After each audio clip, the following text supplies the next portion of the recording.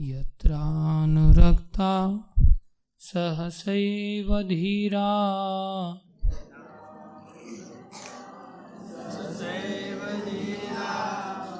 ठीक से बैठो।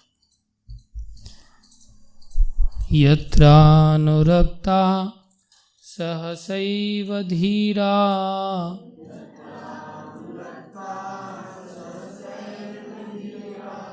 व्यपोहि देहादिषु संगमूढम्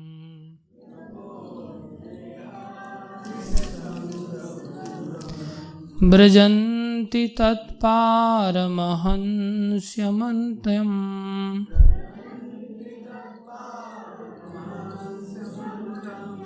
यस्मिन् हिंसोपशमः स्वधर्मम्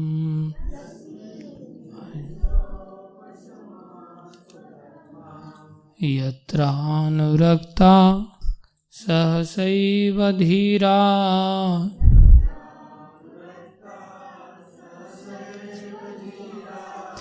व्यपोहि देहादिषु संगमूढम्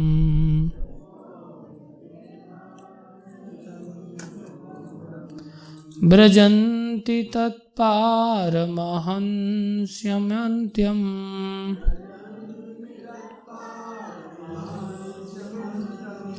यस्मिन् अहिंसोपशमः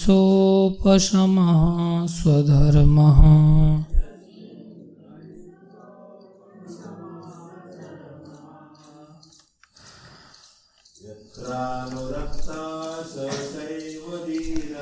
यत्रानुरक्ता सहसैव धीरा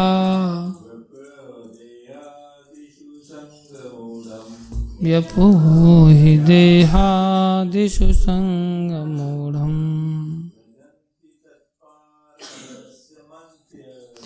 व्रजन्ति तत्पारमहंसमन्त्यम् यस्मिन्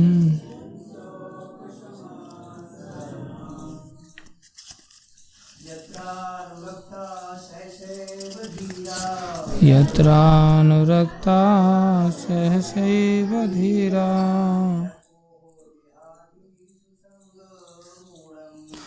व्यपोहि देहादिषु संगमूढम् व्रजन्ति तत्पारमहंसमन्त्यम् यस्मिन् हिंसोपशमः स्वधर्मः। माता में कोई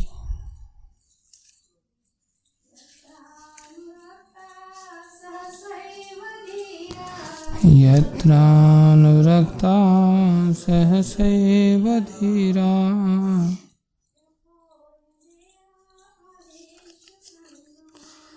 व्यपोहि देहादिषु संगमूढम्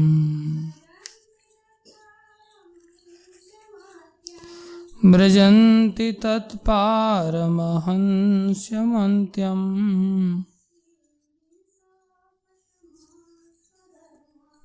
तस्मिन् हिंसोपशमः स्वधर्मः।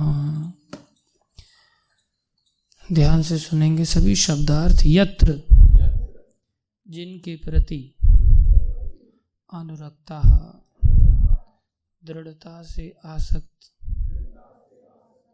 सहसा एकाएक एव निश्चय ही धीरा आत्मसंयमी व्यपोहि एक ओर छोड़कर देह स्थूल शरीर तथा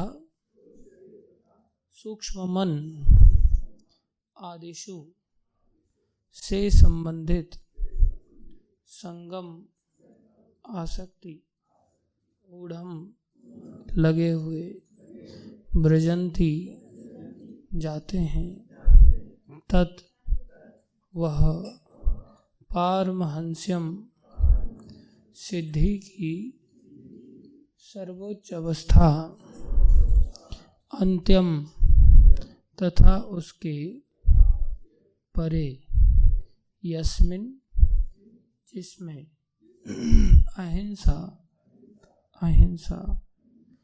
उपशमः तथा वैराग्य स्वधर्म परिणामी वृत्ति। अनुवाद सब जोर से दोहराएंगे। परम भगवान श्री कृष्ण के प्रति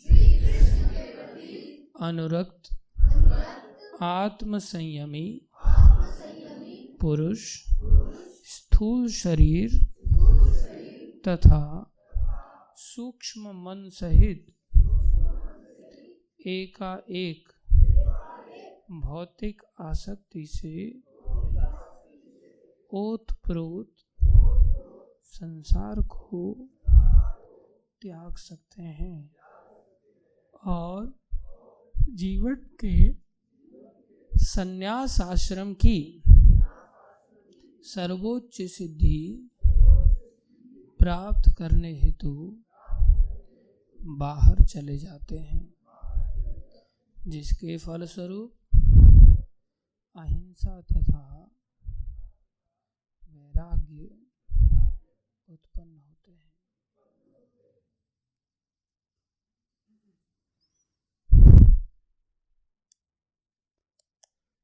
कृपा करके सब तात्पर्य को ध्यान से सुनेंगे।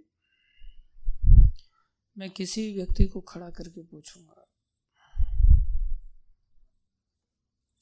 रुद्र प्रभु दिखाई दे रहे हैं यहाँ कहीं? मंगल आरती में तो थे वो, कहाँ अप्रकट हो गए?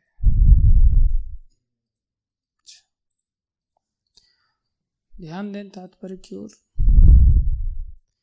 केवल आत्म संयमी व्यक्ति ही धीरे धीरे पूर्ण पुरुषोत्तम भगवान के प्रति अनुरक्त हो सकता है।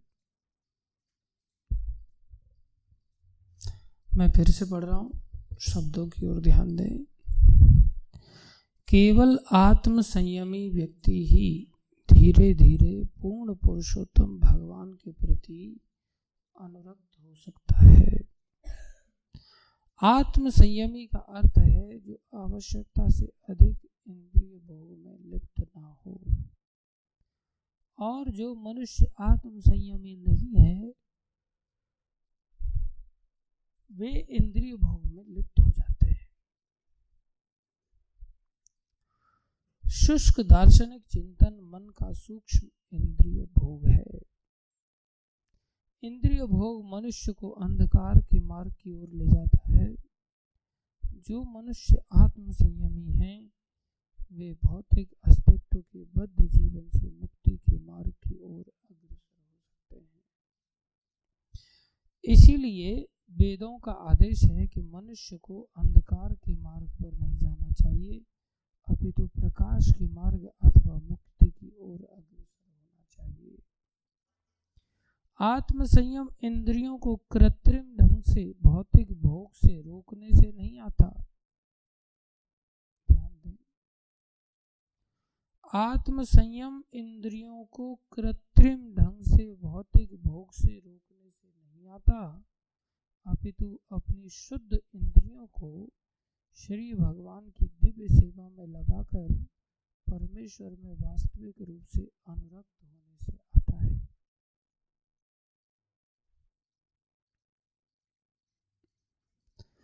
इंद्रियों को बलपूर्वक दबाया नहीं जा सकता, अपितु उन्हें उचित कार्य में लगाया जा सकता है। अतएव शुद्ध इंद्रियां सदैव श्री भगवान की दिव्य सेवा में लगी रहती हैं। इंद्रियों को संलग्न रखने की यह सिद्ध अवस्था भक्ति योग कहलाती है। अतएव जो मनुष्य भक्ति योग के साधनों में अनुरक्त हैं वे वास्तव में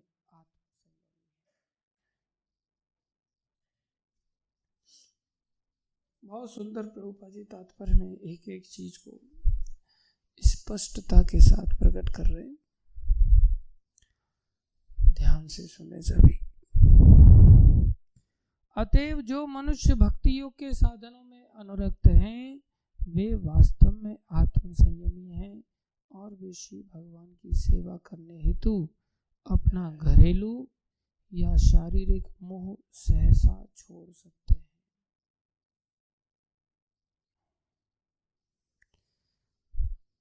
क्या कह रहे हैं? और वे श्री भगवान की सेवा करने हेतु अपना घरेलू या शारीरिक मोह सहसा छोड़ सकते हैं।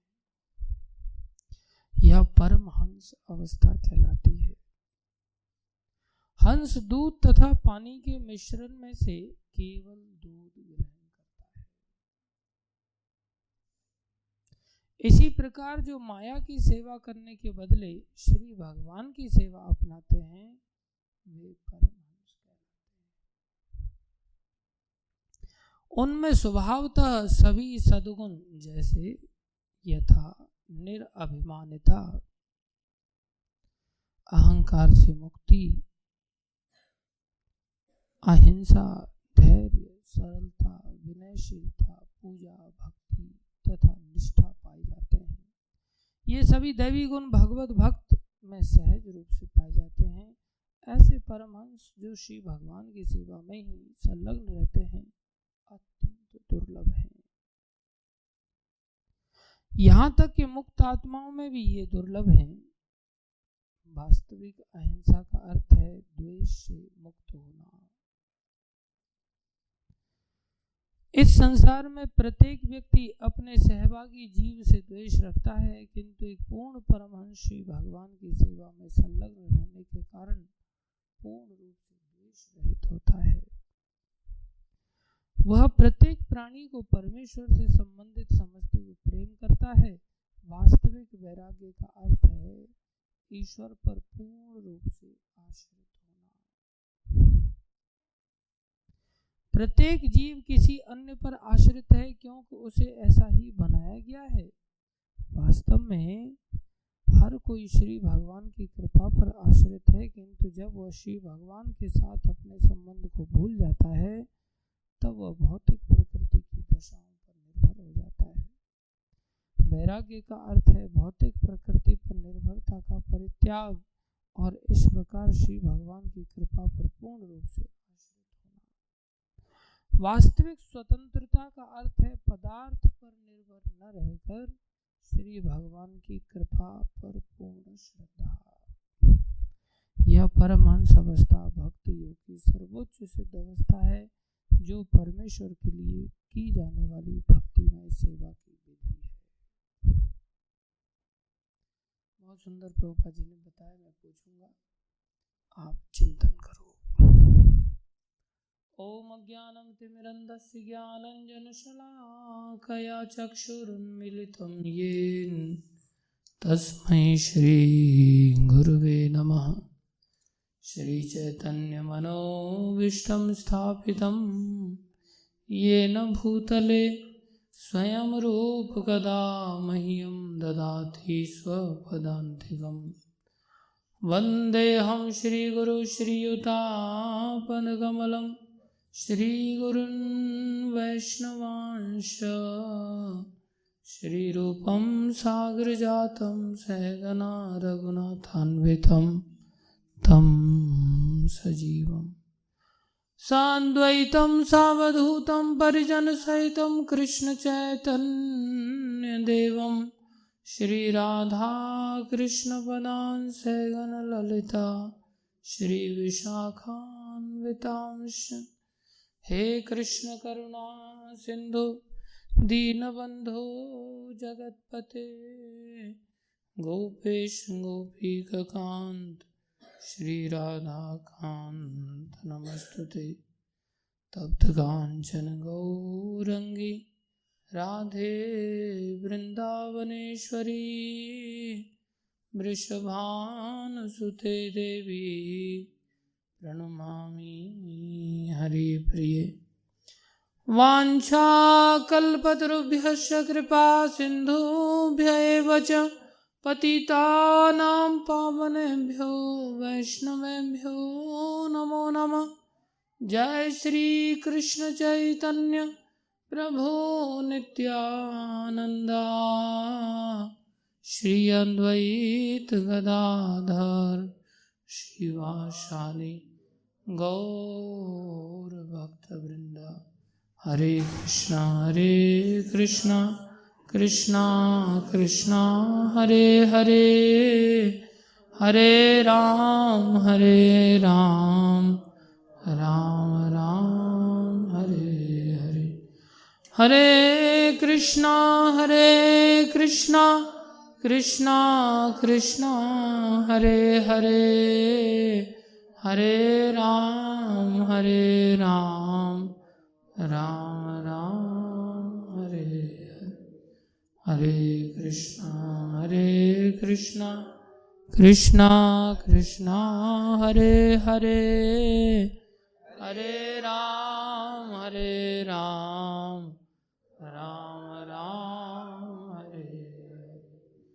गुरुवे गौरचंद्राय राधिकाय तदालये कृष्णाय कृष्ण भक्ताय तद्भक्ताय नमो नमः। हरे कृष्णा। सारे बोलो हरे कृष्णा। गुरु वैष्णव की दया से जो कुछ कहें अब कृपा करके ध्यान से सुनो।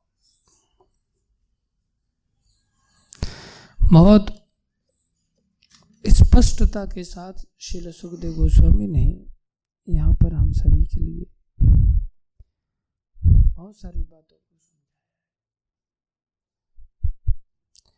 भगवान के बारे में बताया है जिसके दो अर्थ निकलते हैं,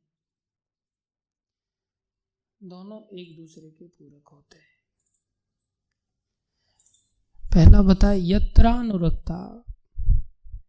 यत्र माने भगवान श्री कृष्ण में, अनुरक्त अर्थात अनु माने हर समय आसक्त रहता है, लगा रहता है। तो जो व्यक्ति का मन, जो व्यक्ति की इंद्रियां, जो व्यक्ति का जीवन भगवान में निरंतर लगा रहता है या भगवान के प्रेम में बंध जाता है, वो होता है सहस एव धीरा। सहस एव धीरा, वो व्यक्ति सहनशील माना जाता है, आत्मसंयमी माना जाता है और उसी को धीर पुरुष कहते हैं। क्या कहते हैं? धीर पुरुष। भगवान के चरणों में जिसका मन लग गया, बोले वही सहनशील है, वही आत्मसंयमी है, वही धीर पुरुष है। दूसरे शब्दों में जो धीर बन जाता है उसका मन भगवान में लग जाता है, और जिसका मन भगवान में लग जाता है वो धीर कहलाता है। तो भगवान में लगने से हम क्या बनेंगे? धीर बनेंगे। और धीर बनने से क्या होगा? धीर का अर्थ ही आत्मसंयमी होता है। धीर बनने से होगा क्या? भगवान में हम लग पाएंगे। भगवान में लगने से धीर बनेंगे, और धीर बनने से भगवान में लगेंगे। समझ में आया? भगवान में लगने से धीर बनेंगे, और धीर बनने से भगवान में। दूसरे शब्दों में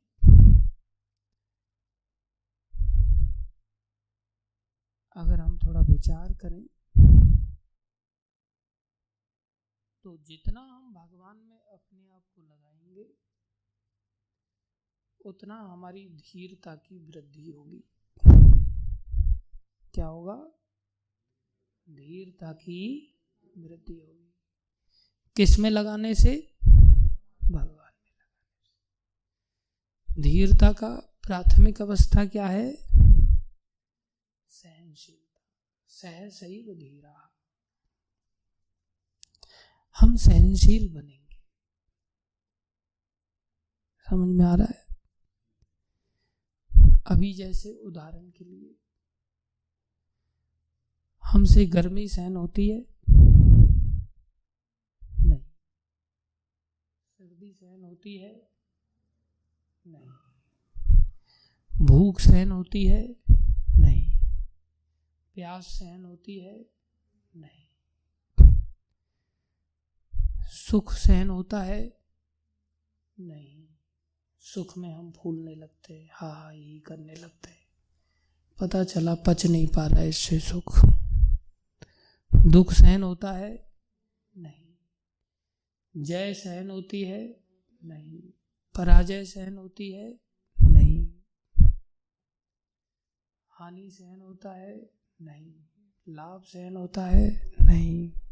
मृत्यु सहन होती है? नहीं। जन्म सहन होता है? नहीं। बुढ़ापा सहन होता है? नहीं। बीमारियां सहन होती हैं? नहीं। चीखते चिल्लाते।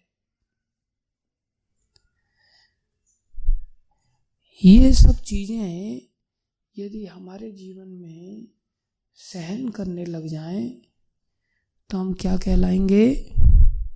धीर कहलाएंगे। ऐसा गीता में भगवान ने कहा। दूसरे अध्याय में भगवान बता रहे हैं, देहिनो अस्मिन् यथा देहे कौमारम यौवनम जरा। कुमार अवस्था जब आ जाती है तो हमसे सहन नहीं होती और हम खेलने कूदने लग जाते हैं। यौवन अवस्था जब आ जाती है तो हमसे सहन नहीं होती। गीत है ना, मेरी चढ़ती जवानी तड़पे, तड़पता है आदमी भोगों के लिए, सहन नहीं होता। ऐसे ही जब बुढ़ापा आ जाता है, जरा आ जाती है, सहन नहीं होता। तथा देहांतर प्राप्ति धीरस्तत्र न मुह्यति। जो धीर होता है वो मोहित नहीं होता, उसका चित्त समान बना रहता है। चाहे छोटा बालक है या वो जवान है या वो वृद्ध है या वो किसी दूसरे शरीर में भी क्यों न चला गया हो, दैव इच्छा से कर्मानुसार कई बार दूसरे शरीरों में भी जाना पड़ता है। बलि महाराज का देहांतर हुआ और वो गधा बन गए थोड़े समय के लिए। उनके ऊपर इंद्र हंसने लग गए। वो गधे के शरीर में इंद्र को, अरे इंद्र तुम ऐसे ही घमंड कर रहे हो। गधे के शरीर में भी उन्होंने इंद्र को शिक्षा दे दिया और हम इंसान के रूप में भी गधे बने रहते हैं। इंद्र एकदम से सावधान हो गए, ओहो हमसे श्रेष्ठ तो ये है। भरत महाराज को अगले जन्म में क्या बनना पड़ गया? हिरण बनना पड़ गया। लेकिन वो हरे पत्ते नहीं खाते थे, हरी घास नहीं खाते थे, हिरनी के पीछे नहीं भागते थे, वहां भी मोहित नहीं होते थे। तथा देहांतर प्राप्ति धीरस तत्र न मोह्यति। नहीं मोहित होता। कौन है वो? धीर है। कौन है वो? धीर है। इसे धीर कहते हैं। कोई वेग उसको उठा करके फेंक नहीं सकता। वो सभी वेगों को सहन कर जाता है। 6 प्रकार के वेग होते हैं, तूफान की तरह आते हैं, और उड़ा के ले जाते हैं। वाचो वेगम मनसा क्रोध वेगम जीवा वेगम उदर उपस्थ वेगम एतान वेगान यो विषहेत, विशेष रूप से जो सहन कर जाता है। धीरा, वो धीर है। इन 6 तूफानों को जो सहन कर जाए, उड़े नहीं, वो धीर है। जो जड़ से ही उखड़ करके उड़ जाता है, जब तूफान आता है तो बड़े बड़े टेंट उड़ जाते हैं, खंबे उखड़ जाते हैं उनके। लेकिन जो भगवान तक जुड़ा रहता है, उसका फाउंडेशन बहुत अच्छा होता है, वो उड़ता नहीं है। नहीं तो ये वेग उड़ा ले जाते हैं। मन में कोई बात आई, मन कह रहा अरे चलो यार, कथा में पता नहीं कितनी देर तक चलेगी, आराम से सोते हैं जाकर। मन ने कहा अरे चलो यार, यहाँ तो फालतू में गर्मी है, पता नहीं यहाँ गर्मी में कब तक बैठना पड़े, बाहर देखो कितनी बढ़िया हवा चल रही है।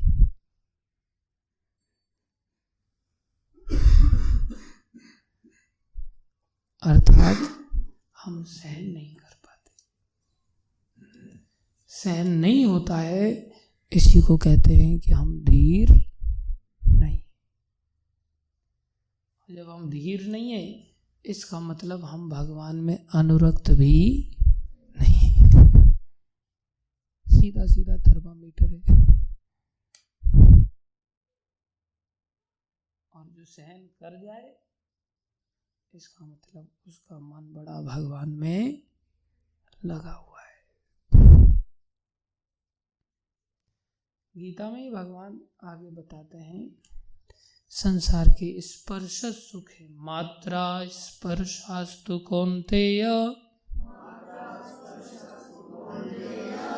शीत उष्ण सुख दुखदाः आगम अपायनो अनित्यो ताम स्थितिक्षस्व भारत। ये जो स्पर्श सुख हैं, हमारी स्पर्श की अनुभूति जिन चीजों से होती है, शीत हमें स्पर्श करता है, उष्ण हमें स्पर्श करता है, सुख दुख हमें छूते हैं। बोले इन सब से कोई व्यथित नहीं हो, इनको सहन कर जाए। ताम तितिक्षस्व भारत, ये तो सबके जीवन में आएंगे। इसलिए जो ऐसा कर जाता है, आगे बता रहे हैं, यम ही न व्यथयन्ति एते, इन सब से जो व्यथित नहीं होता। पुरुषम, ऐसा पुरुष, पुरुष ऋषभः, हे पुरुषों में श्रेष्ठ अर्जुन, सम दुख सुखम धीरम, बोले वो धीर है जो इन सब से व्यथित नहीं होता। हम तो एक दिन लाइट चली जाती तो क्या हालत हो जाती, और सीधा बोले ये क्या मैनेजमेंट क्या है। साधारण सी सुविधाएं नहीं प्राप्त हो पा रही हमको। हम तो भक्ति करने के लिए भगवान के भक्त हैं, हमें लाइट नहीं मिल रही है, हमें पानी नहीं मिल रहा है। बोले आश्रम में पानी नहीं। कल एक भक्त कहता है आश्रम में पानी नहीं मिला। कौन कहता आश्रम में पानी नहीं? 24 आवर्स पानी की सुविधा है, हैंड पंप लगा हुआ है। कौन सा आपको कुएं से पानी खींचना पड़ रहा है? पहले तो भाई कुएं से पानी खींचना पड़ता था, और कुआं भी व्यक्तिगत नहीं होता था, दूसरों के कुएं पर जाकर के पानी खींचना पड़ता था। हमें याद है, हम छोटे थे तो पूरे मोहल्ले का एक ही कुआं था, और उस पे जाते थे तो वहाँ एक बाल्टी बंधी रहती थी हमेशा के लिए। वो बाल्टी ऐसी टूटी फाटी हो गई थी क्योंकि बंधी हुई वहीं रहती थी, तो कोई भी पटक रहा है, कैसे भी पटक रहा है, लेकिन फिर भी उसी बाल्टी से काम होते थे।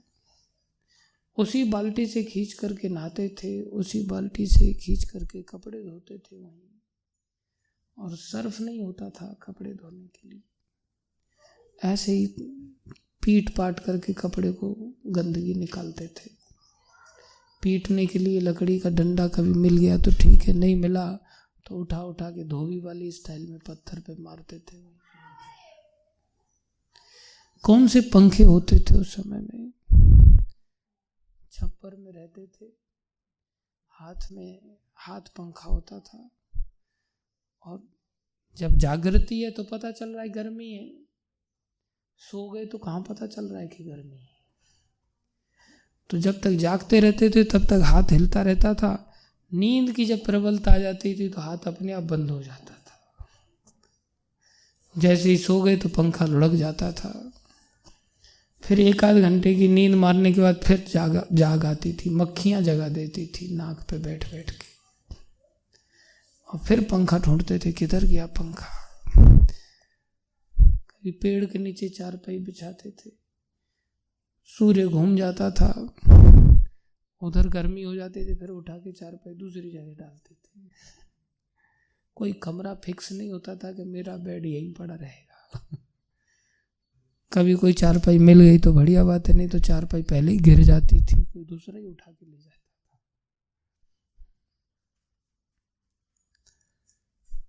एक वो जीवन होता था, एक आजकल का जीवन है प्राय, जिसमें अंदर एकदम से इतना विचलित हो जाते हैं, इतना ऊपर नीचे स्थिति बन जाती है कि यहाँ तक निर्णय पहुंच जाता है कि अब भक्ति करनी है हमने कि नहीं करनी,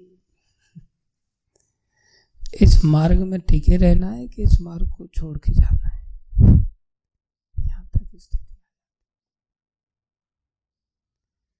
इसलिए ये सहनशीलता के दौर से गुजरना ये बहुत बड़ी कृपा है भगवान की।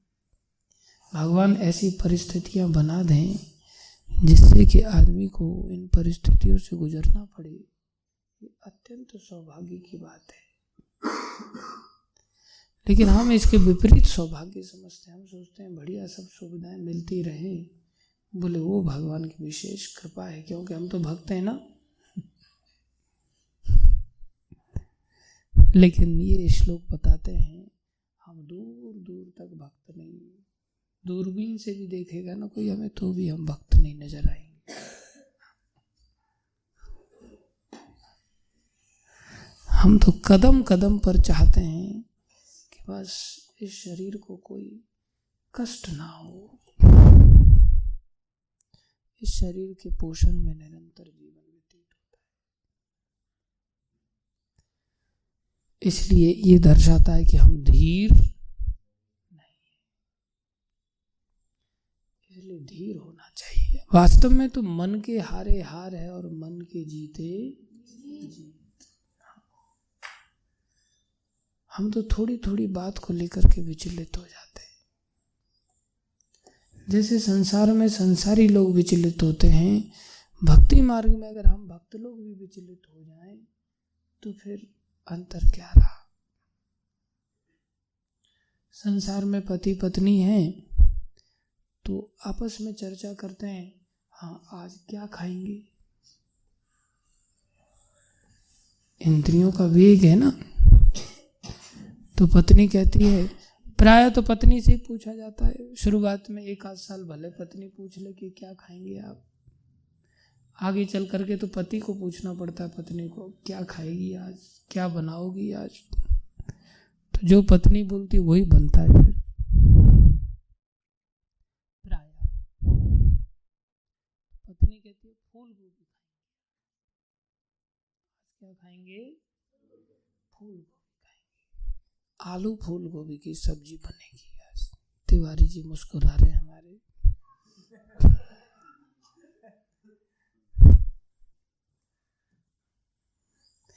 आलू फूल गोभी अभी मिल नहीं रही है मार्केट में, चिंता मत करो। तो बोले पत्नी का आदेश हुआ आज आलू फूल गोभी खाएंगे। जाओ जी फूल गोभी लेके आना, आलू तो पड़े हुए घर पे पहले से। आलू फूल गोभी पूड़ी के साथ मिल जाए तो कितना बढ़िया लगता है, क्यों तिवारी? साथ में थोड़ा हलवा मिल जाए तो फिर तो कहना ही क्या है।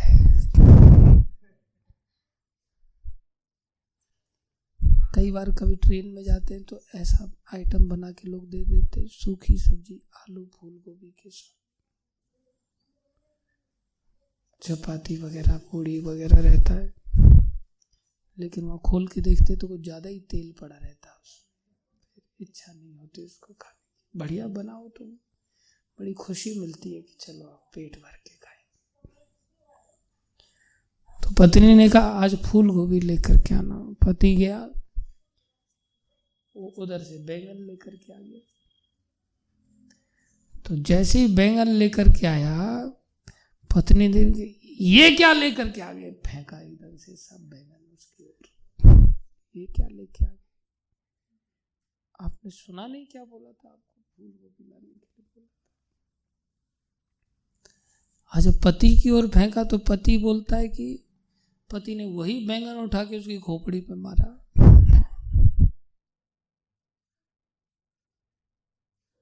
पति उठा करके मारता है, बोले बैंगन नहीं लाऊं तो क्या लाऊं, वहां कौन सी फूल गोभी रखी थी, मिली नहीं फूल गोभी। पत्नी अपने आप को निर्दोष सिद्ध कर रही है और उसके ऊपर राशन पानी लेके चढ़ रही है। पति अपने आप को निर्दोष सिद्ध कर रहा है, इसमें मेरी क्या गलती है, फूल गोभी मिला। लेकिन अब उसको बैंगन पसंद था तो बोले फिर बैंगन ही मिला था तुमको, और कुछ नहीं मिला। पसंद बैंगन थी तो बैंगन उठा करके लेके आ गया। तो वो कह रहा मेरी क्या गलती, वो कह रही मेरी क्या गलती। दोनों एक दूसरे के साथ युद्ध लड़ते हैं। ये ऐसा क्यों? क्योंकि धीर नहीं। जब हम मंदिर में आ जाते हैं और मंदिर में आकर के अगर ऐसा सोचते हैं, अरे यार आज फिर से लौकी, आज फिर से वही गंगा फल, फिर से वही आलू टमाटर, और दुखी होते हैं, बोले फिर हम धीर नहीं।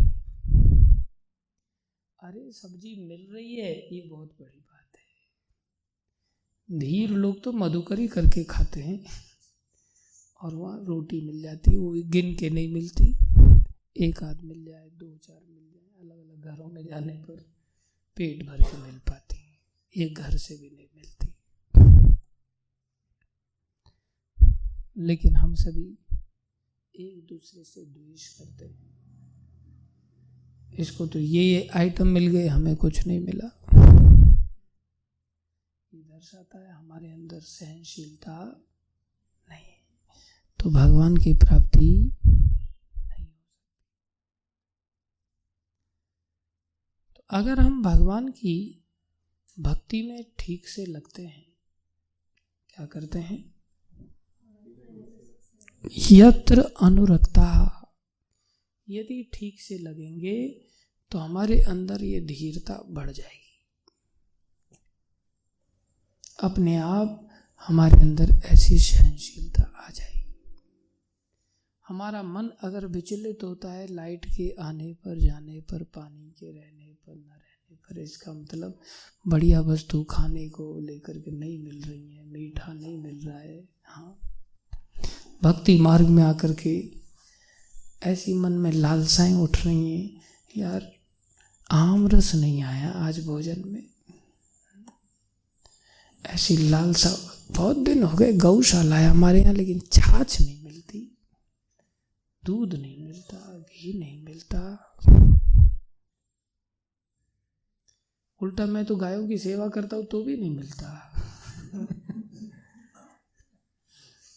बहुत कठिन हो जाता है। रूखा सूखा राम का टुकड़ा, रूखा सूखा राम का टुकड़ा, मीठा और सलोना क्या रे, मीठा और सलोना क्या रे, मीठा और सलोना क्या रे, मीठा और सलोना क्या रे। जिस नगरी में दया धर्म नहीं, जिस नगरी में दया धर्म नहीं, उस नगरी में रहना क्या रे, उस नगरी में रहना क्या रे, उस नगरी में रहना क्या रे, उस नगरी में रहना क्या रे। संसार में ऐसा माया का प्रताप है कि हम सभी एक दूसरे को देख देख करके संसार की इंद्रियों की दर्पण में लग जाते हैं। अरे इसका इतना बड़ा मकान है, हमारे पास नहीं, इसके पास इतनी बड़ी गाड़ी है, हमारे पास नहीं, इसकी इतनी सुंदर पत्नी है, हमारे पास नहीं, इसके पास इतना पैसा है, हमारे पास नहीं, ये इतना बढ़िया खा रहा है, पी रहा है, घूम रहा है, पहन रहा है, हम नहीं कर पा रहे। इसको कहते हैं द्वेष। इसको क्या कहते हैं? और ये द्वेष बढ़ाया जाता है संसार में। ये द्वेष क्या किया जाता है? माँ बाप ही द्वेष सिखाते हैं। देख उसका लड़का इतने नंबरों से पास हो गया, उसकी तो नौकरी लग गई, उसका ब्याह हो गया, तेरा क्या हुआ है अभी तक? ऐसा द्वेष सिखाया जाता है संसार में। ये द्वेष हम सभी सीख जाते हैं,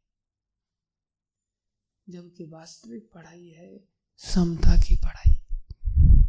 किसी से ऐसा द्वेष आए ही नहीं मन में। हमारे जैसे पूर्व जन्मों के, अनंत जन्मों के कर्म हैं, उसके अनुसार हमारे जैसा जीवन में भगवान देना चाहेंगे, अच्छी बात है, सहन करेंगे। संसार में बढ़िया खा पी भी लेंगे तो कितने दिन तक, बढ़िया घूम फिर भी लेंगे तो कितने दिन तक। इसलिए सर्वश्रेष्ठ शिक्षा है भागवत की शिक्षा। कैसी शिक्षा? भागवत की शिक्षा। ये शिक्षा दिलानी चाहिए अपनी औलाद को, ये शिक्षा स्वयं ग्रहण करनी चाहिए। लेकिन हम संसार में माया के संसर्ग में आकर के ये शिक्षा नहीं दे पाते, इसलिए हम धीर नहीं अधीर होते चले जाते। हो मेरे को नौकरी लगी लेकिन अब प्रमोशन नहीं हुआ, इंक्रीमेंट नहीं हुआ, ये नहीं हुआ, वो नहीं हुआ। अधीरता की अत्यधिक दिन प्रतिदिन वृद्धि होती चली जाती है। जितनी अधीरता की वृद्धि हो रही है उतना ही हमारा भगवान से अनुराग खत्म हो रहा है। ध्यान रखना चाहिए। धीरता की वृद्धि होगी, अनुराग की वृद्धि होगी, अनुराग की वृद्धि होगी, धीरता की वृद्धि होगी। इसलिए यदि हम भगवान में अनुराग के साथ, भगवान में अनुरक्त होकर के यदि सेवा करेंगे तो हमारी धीरता बढ़ती चली जाएगी। अब लेकिन अनुराग ही नहीं है सेवा करने के लिए, तो क्या करें? बोले धीर बनने का, धीरता को फिर बढ़ाने का प्रयास करना पड़ेगा। बोले वो संघर्ष है। वो क्या है? संघर्ष। अभी जैसे अनुराग होता तो फिर ऐसी छटपटाहट नहीं होती कि गर्मी है यहाँ चलो बाहर चलते हैं, ऐसी छटपटाहट नहीं होती। हम जयपुर में गए थे, वहाँ गोविंद जी का मंदिर था, तो वहाँ पर बहुत सारे लोग दर्शन करने के लिए आते हैं, घंटा बजाते हैं लोग आकर के, कई बार अपनी अपनी आरतियाँ गाते हैं वहाँ लोग आकर के। कोई ऐसा सिस्टम नहीं जैसा ISKCON का सिस्टम होता है तो वहाँ पर एक व्यक्ति थे भगवान के, हाँ, जो गर्भगृह है जैसे उसके बाहर ही ऐसे बैठ करके वहाँ भागवतम पढ़ रहे हैं जोर जोर से। तो हमें बड़ा आश्चर्य हो रहा है कि इतना शोरगुल चारों तरफ से मचाया जा रहा है, इनको यही जगह मिली भागवत पढ़ने की? कहीं शांति से पढ़ते एक आध जगह। फिर किसी ने बताया हमें कि ये भगवान को भागवत सुनाते हैं। ये किसको भागवत सुनाते हैं? भगवान को भागवत सुनाते हैं। अब भगवान को भागवत सुनाना है तो भगवान के पास ही बैठना पड़ेगा ना। जब ऐसा भाव है तो सारा शोरगुल उनको नहीं पता चल रहा, वो अपना बिंदास पढ़े जा रहे हैं। अनुराग है, सहनशीलता है। हमने दीक्षा को लेकर के महाराज से कहा कि महाराज अंदर हवन करेंगे, छोटा सा हॉल है, बाहर कहीं करते हैं जिससे कि धुआं नहीं होगा, गर्मी नहीं होगी, और महाराज आपको विशेष रूप से गर्मी ज़्यादा कष्ट करेगी इसलिए बाहर कर लेते। बोले नहीं, भगवान के सामने यज्ञ होगा। अब उनका क्या है, उनको अब गर्मी नहीं फील हो रही है। बड़ी खुशी हुई दीक्षा का जब यज्ञ हुआ, देखो भगवान के सामने यज्ञ हुआ, कितना अच्छा लगा, आनंद आया।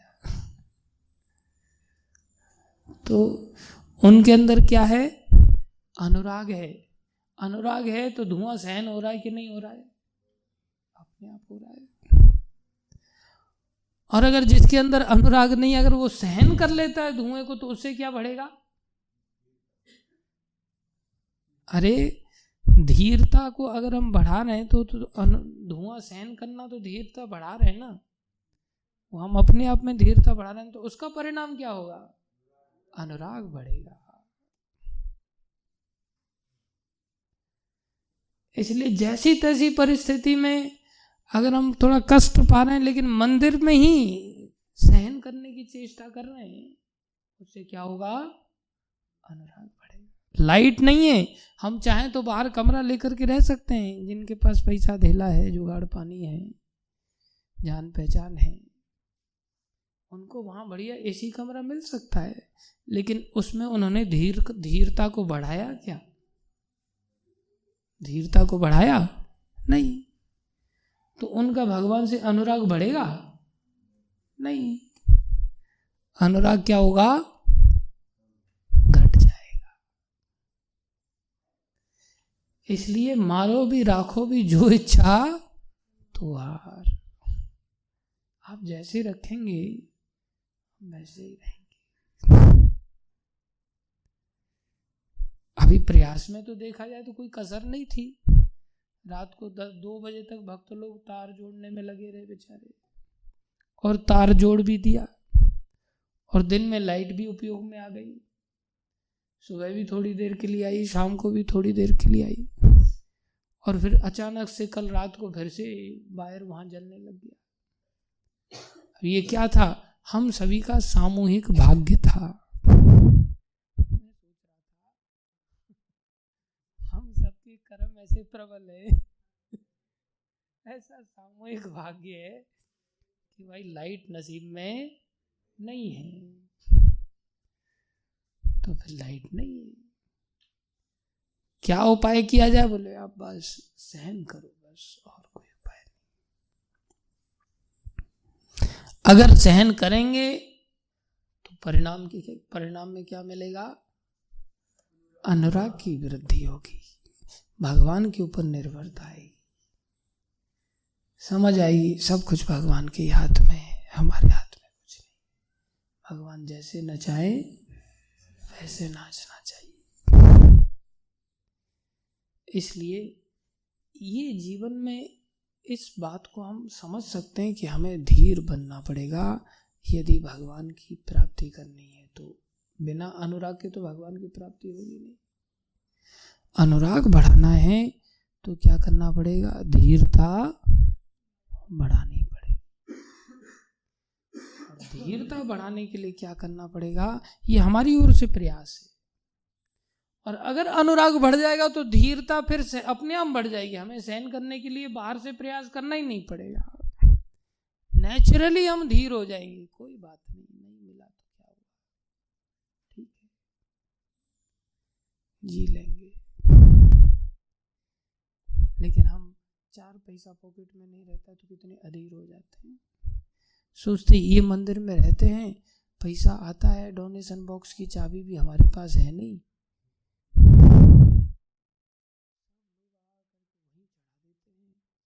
आरती का प्लेट का भी पैसा नहीं मिलता मेरे को, उस पर भी महाराज की नज़र रहती है। और महाराज सारा पैसा डोनेशन बॉक्स में ही चढ़वा देते हैं। और बॉक्स का जो छेद है वो भी पतला सा ही है, नोट भी बड़ी मुश्किल से घुसता है अंदर, निकालने तो कैसे निकाले उसको, पैसा मिलता ही नहीं। कोई दान धर्म अपने को करता नहीं है, करता है तो कैमरे लगे हुए हैं, जाकर के प्रभु जी को चढ़ाना पड़ता है। सब प्रभु जी के मजे हैं। हम भी ऐसे ही कहीं टेम्पल प्रेसिडेंट बनते हैं, पैसा तो पॉकेट में रहेगा, आराम से मजे लेंगे, खाएंगे, पिएंगे, ऐश करेंगे। ये जो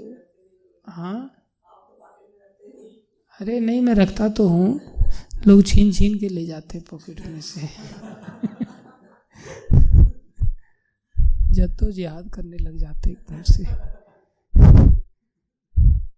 ऐसा रोना रोते कि पॉकेट में छोड़ता ही नहीं कोई कुछ भी। कुछ अंदर की बातें हैं जो सबके सामने मैं बोल नहीं सकता, लेकिन जिस पर बीतती है वही जानता है।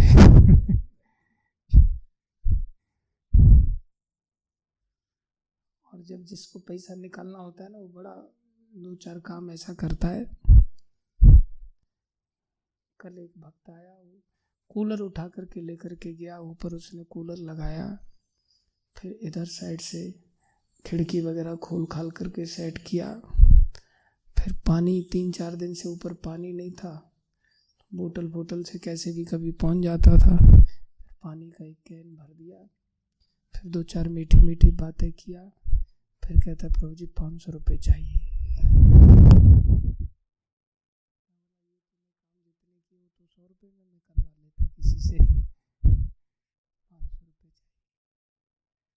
मैं बोला मेरे पास नहीं प्रभु जी, जरूरी है मेरे को, किसी पे 500 रुपये चाहिए। बोला नहीं है मेरे पास। उसने हाथ डाला पॉकेट में, सीधा छीन करके निकाल के ले गया। तो छोड़ता नहीं है लोग। फिर मन में आया कि इससे अच्छा मैं खुद ही पानी उठा के ले जाता तो अच्छा रहता, कोई टिकने नहीं देता। प्रेसिडेंट बनने से पहले तो बड़ी अंदर प्रबल इच्छा होती है, कब प्रेसिडेंट बनेंगे, कब आदेश पारित करेंगे, कब पॉकेट में पैसा आएगा, कब चेक साइन करेंगे। और जब बन जाते हैं ना, तब नानी याद आती, सोचते झाड़ू मिल जाता तो अच्छा रहता। ये बड़ा खतरनाक काम है। कब बढ़िया से बढ़िया मोबाइल मिलेगा, ये सब चीजें बड़ी परेशान करती हैं। इसलिए आचार्य हम सभी को ये शिक्षा देते हैं कि भाई धीर बनो, सहनशील बनो, समान बनो।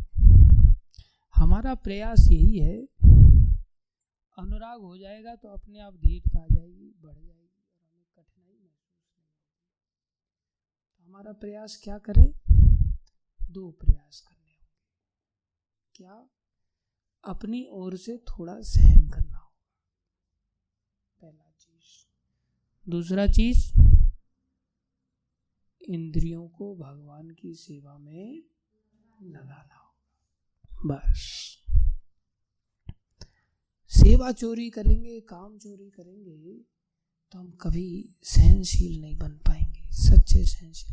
और ऐसा एक दिन में नहीं होगा। हम सोचे आज मैंने इतनी सेवा किया और आज मैंने गर्मी सह लिया, आज मैंने सर्दी सह लिया, आज मैंने ये सह लिया, वो सह लिया, इसकी गाली सह लिया। नहीं, ये सब कुछ कैसे होगा? प्रभुपाद जी लिखते हैं, केवल आत्म संयमी व्यक्ति ही धीरे धीरे पूर्ण पुरुषोत्तम भगवान के प्रति अनुरक्त हो सकता है। ऐसा व्यक्ति कब होगा? धीरे धीरे। धीरे धीरे का मतलब ये नहीं कि हम अपनी ओर से किसी को कोई सेवा लगाई जाए, बोले प्रभु जी थोड़ा प्रसाद वितरण की सेवा कर देना, बोले ठीक है। बोले प्रभु जी थोड़ा सा बर्तन भी धोएंगे, प्रभु धीरे धीरे। हम बोलने लग जाएं, प्रभु ऐसे एकदम से आप सेवा मत दो। कैसे दो? धीरे धीरे। वो ठीक नहीं है। हम ऐसा नहीं कह सकते कि हमें ये धीरे धीरे लगाया जाए। हमें पूरी तरह से भी लगा दिया जाए ना, और फिर हम सोचें हमारे अंदर अनुराग क्यों नहीं बढ़ रहा है, हम तो पूरा दिन लगे रहे। उस समय समझना चाहिए कि ये धीरे धीरे का ये अर्थ है कि आप आज कर दिए, लेकिन फिर भी आपके हृदय में अनुराग पैदा हो जाएगा एक दिन में, इसकी कोई गारंटी। कैसे पैदा होगा? ये धीरे धीरे पैदा होगा। लगना धीरे धीरे नहीं है। लगना तो जिसमें जितनी सामर्थ्य हो अधिक से अधिक बियॉन्ड जाकर के लगने की चेष्टा करनी चाहिए। लेकिन हम लगने से ही भागते हैं, अपने इंद्रियों को लगाना नहीं चाहते। परिणाम में हम परमहंस नहीं बन सकते। हमारा मन बार बार इंद्रियों की इच्छाओं में लग जाता है। तो जो इंद्रिय कार्य में जो हमारा मन लगता है, ये पानी की तरह है। किसकी तरह है? पानी की तरह है। आज हम भक्ति में लगे हुए हैं तो भक्ति तो दूध की तरह है, और जो सारा संसार की क्रियाएं वो किसकी तरह हैं? पानी की तरह हैं। तो दूध में पानी मिल जाता है तो उसमें सामर्थ्य कम हो जाती है। पानी की मात्रा अधिक हो जाए, दूध की मात्रा कम हो जाए तो उसका स्वाद भी चला जाता है। समझ रहे हो? तो हम सभी कैसे हैं? हम परमहंस नहीं हैं, हम हंस जैसे नहीं हैं। हम आज भगवान की भक्तिमयी सेवा भी करते हैं तो उतनी ही सेवा करते हैं जिससे हमारी इंद्रिय तृप्ति हो जाए। लक्ष्य क्या है? इंद्रिय तृप्ति। रोटी पानी मिल जाए, उतनी सी सेवा करके पल्ला झाड़ो, और पल्ला झाड़ करके रोटी पानी आराम से हमें मंदिर से निकाला नहीं जाएगा। बस ये जो सेवा की वृत्ति है, इसमें हमारा लक्ष्य क्या है? इंद्रियों की तृप्ति करना ही। बस मनमानी सेवा करना चाहते हैं। उसमें हम क्या ग्रहण कर रहे हैं? मंदिर में दूध तो है, भक्ति युक्त क्रिया तो है, लेकिन उसमें किसकी मात्रा ज्यादा हो गई? पानी की मात्रा ज्यादा। और परमहंस किसको कहते हैं? जो पानी ग्रहण ही नहीं करता। और देखो, पानी में से दूध को अलग करना ये आसान है क्या? कठिन काम है, बहुत कठिन। पानी मिलाना सहज है,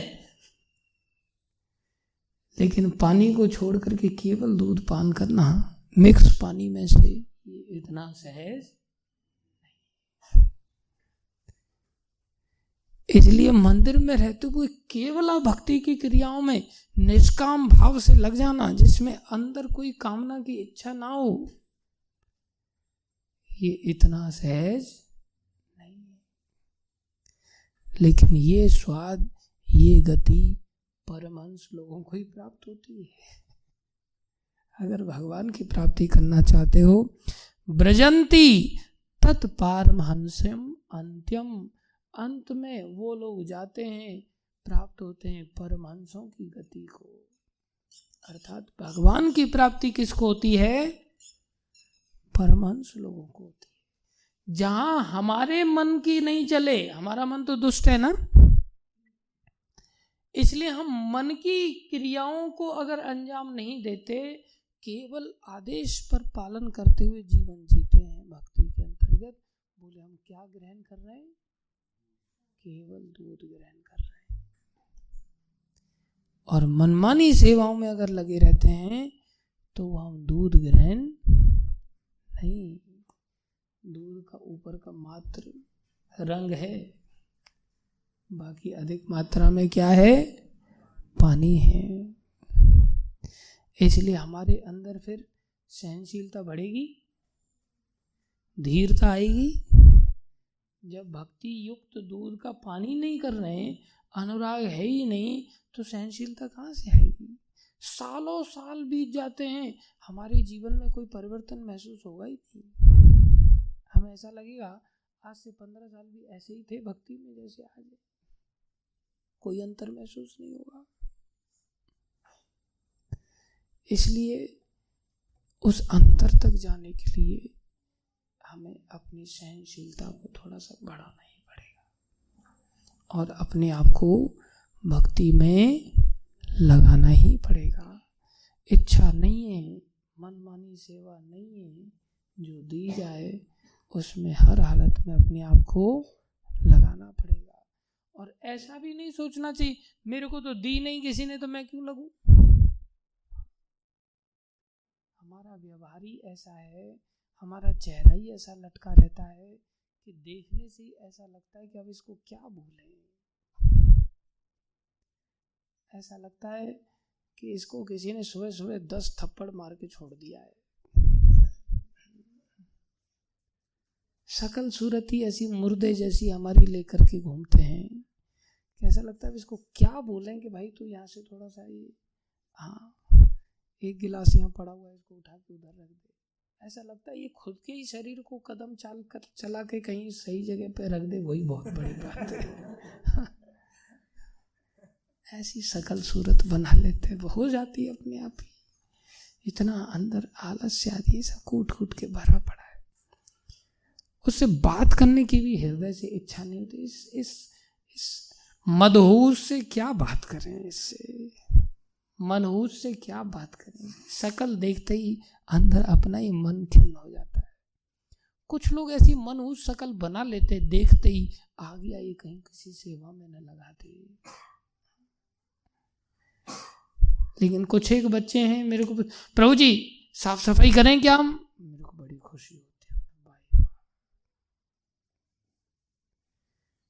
कुछ एक बच्चे मंगल आरती में एकदम से नाचने लगते कूद कूद करके, कुछ एक ही एकदम मनहूस जैसी शकल बना करके बेचारे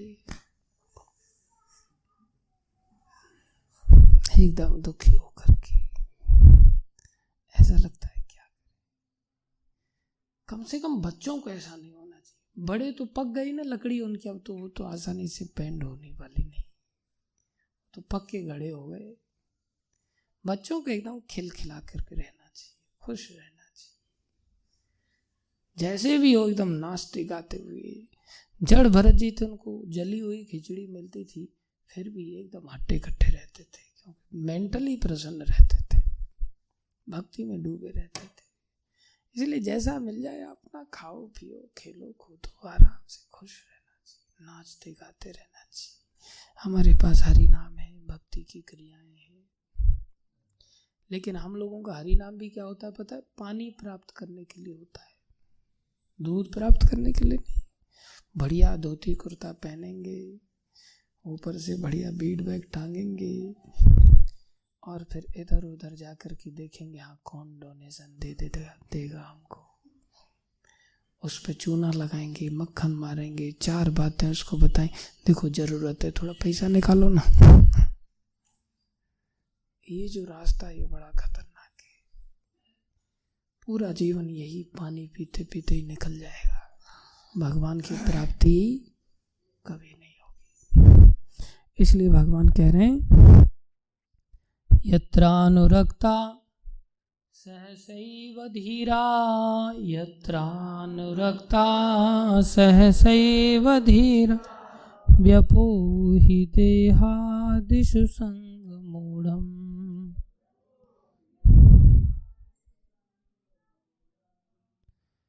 बोले देह आदि का जो संग है, हमारी इंद्रियां, मन, बुद्धि, इनकी जो आसक्ति है, भक्त लोग क्या करते हैं, इसका त्याग कर देते सहजता से। ब्रजन्ति तत्पारमहंस्यम् अन्त्यम्, ब्रजन्ति तत्पारमहंस्यम् अन्त्यम्, यस्मिन् अहिंसो उपशमं स्वधर्मम्, अहिंसो उपशमं स्वधर्मम्। अहिंसा, उसके जीवन में अहिंसा आ जाता है। अहिंसा का अर्थ क्या है? अहिंसा का अर्थ होता है कि हम दूसरे व्यक्ति को भयभीत ना करें। हमारी किसी भी क्रिया से किसी के अंदर भय ना हो।